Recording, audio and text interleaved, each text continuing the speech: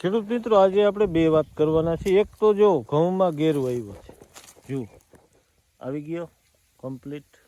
આમ હાથમાં લઈને મારા હાથમાં આવી ગયો, જો આ ગેરુ છે ને. આ રોગનો કોઈ હજી ઈલાજ આધુનિક દવામાં કંઈ છે ને. ઘઉંમાં આપણે સ્પ્રે આપતા નથી, પણ ચેપી રોગ નથી. જો આ પાસે જ મારો બીજો ઘેરો, એમાં ક્યાંય આ વસ્તુ છે નહીં. જો આમાંથી હાલી અને આ ઘઉંમાં જઈએ ને તો આપણે જ્યાં ચોઈટો હોય ત્યાંથી ચેપી રોગ આમાં જઈ શકે. તો આપણે એટલી કાળજી રાખવાની છે. બે ઘેરા હોય તો વચારે આ રીતે ડિફરન્સ રાખવાનો. જો આમાં એક ક્યારો લીલાળાનો હોય તો આ ચેપી રોગ ન થાય, આનાથી આપણે બચી શકીએ. અને ઘઉં ઢળી જાય તો શું નુકસાની આવે, જો આ તમે ઘઉં જોઈ શકો. હજી હું તમને આખો ઘેરો બતાવું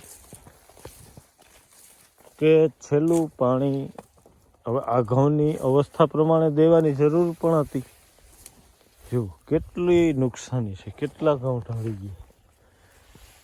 પારાના જ ઊભા છે, બાકી સમગ્ર ઘેરો છે ને એના ઘઉં ઢળી ગયા. હવે આમાં નુકસાની શું આવી શકે?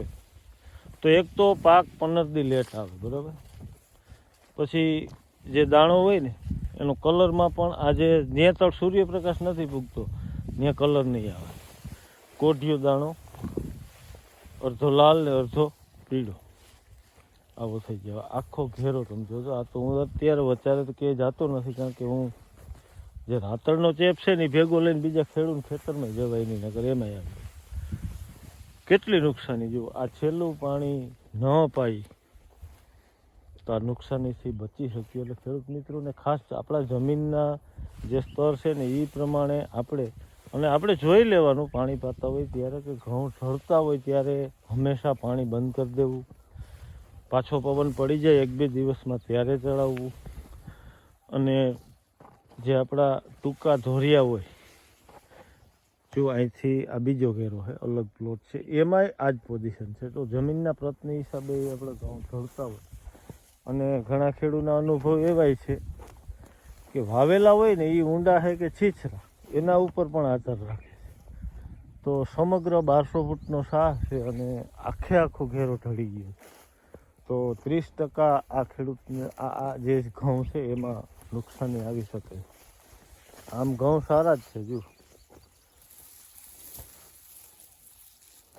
મસ્ત દાણો ભરાઈ ગયો કમ્પ્લીટ. પણ યોગ્ય સમયે પાણી ન મેળવાથી આપને નુકસાની આવી શકે. અને એકના એક ખેતરમાં એકનો એક પાક ન વાવવો, પાકની ફેરબદલીના અદ્ભુત રિઝલ્ટ મળતા હોય તો ખેડૂત મિત્રોને ખાસ વિનંતી, ચેન્જ પાક કરવો. પાક